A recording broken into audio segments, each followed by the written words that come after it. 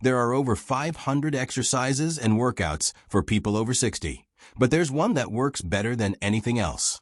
Now you might think staying active is all about brisk walks or doing regular stretching.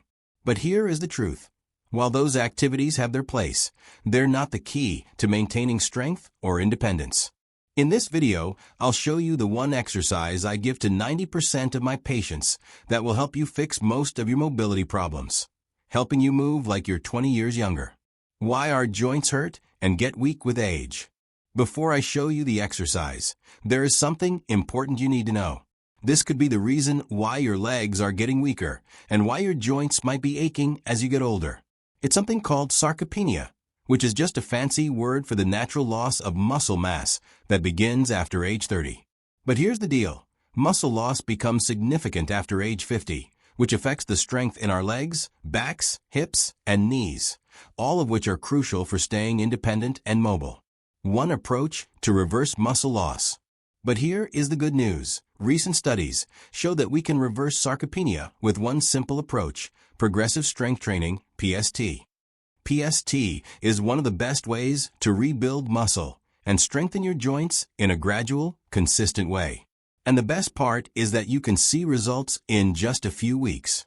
PST is the reason why some 75-year-olds move like they're 55, while others struggle with everyday tasks. So now that you know why strengthening is so important, let's dive into the one essential exercise everyone over 60 needs to master to stay strong and fit.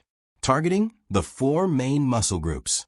For this exercise, we're going to target the 4 biggest muscle groups that you use every day: your quadriceps, your glutes, your core, and your lumbar paraspinals. And we can target all of these muscle groups with one exercise. Let's start by standing with your feet roughly shoulder-width apart with a chair in front of you for support. You have 2 options. Option 1. Cross your arms if you feel stable. Option 2. Hold on to the back of a chair for support. Do this if balance is a challenge. From here, slowly bend at the hips and knees as if you're sitting down in an invisible chair behind you. Keep your back straight and your core, quads, and glutes engaged. Go down as far as you comfortably can, pausing for 2 to 3 seconds. Then rise back up using the power from your legs and core. This movement is called a chair dip or a supported squat. The key is to go up quickly to build power, but lower yourself slowly to build muscle mass and strength. I recommend doing 10 repetitions 2 times per day, 3 times a week. Common mistake number 1. The biggest mistake I see people making is they try to go straight down without bending forward through the hips. This is not only ineffective, it puts unnecessary pressure on the knees. Rather, do each repetition with your back straight, hips pushed back. This is way more effective at targeting the glutes, quads, and core. Variations for every fitness level. Once you have mastered the full dip or squat, you can make it harder by going deeper into the squat.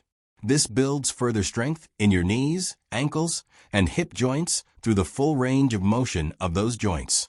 If you don't have that much mobility, you can use a weight to make it harder by using a dumbbell in your hands and doing something called a sumo squat, where your feet are a little bit wider than shoulder width.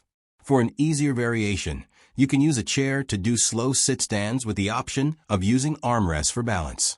Whichever version you pick, start with 2 sets of 10 repetitions, 3 times a week with rest days in between to allow your muscles to recover. A common mistake people make with strength training is overexerting themselves by trying to train every single day. This can actually work against you, especially if you're over 60. And here's why. First, overtraining leads to excessive soreness called delayed onset muscle soreness, which can last 2 to 3 days. While some of this is completely normal, especially if you're starting a new routine, too much can hinder your progress at the beginning. Second, your body needs rest days, proper nutrition, and sleep to build and repair the muscles that you just strengthened. Think of it like this. During exercise, you're the architect designing the blueprints for a stronger body. But during rest days, your body becomes a construction crew, taking those blueprints and adding the bricks to actually build that strength.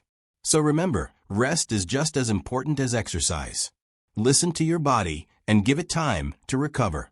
In the long run, consistency always beats intensity. Balancing exercise with rest helps you build strength more effectively, prevent injury, and stay fit well into your 60s and beyond. Now, strengthening your muscles is great, but what if severe leg pain is preventing you from doing these exercises in the first place? Click on this video here to learn about the biggest reasons our knees hurt after age 50 and how to fix it in a more gentle way. I'll see you there.